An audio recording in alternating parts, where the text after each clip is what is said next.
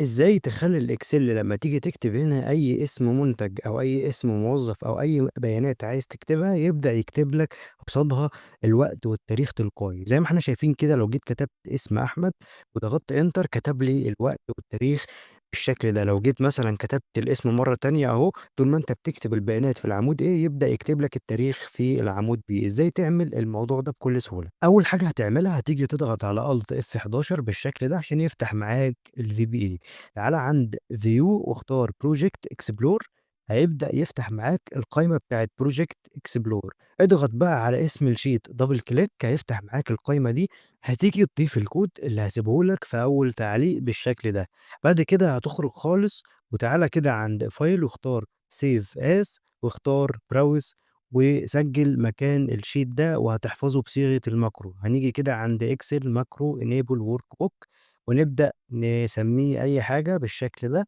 نقول له save وهتيجي بقى هنا كده في الsheet زي ما إحنا شايفين قدّامنا، تعالَ كده اكتب في العمود اكتب مثلًا أحمد، هيبدأ يكتب لك الوقت والتاريخ. طبعًا تقدر تغيّر المسار بتاع الأعمدة من الكود، يعني لو جيت كده عند الكود بالشكل ده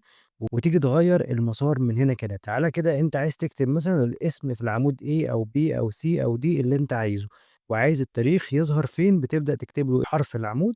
وهيبدأ يظهر لك التاريخ فيه.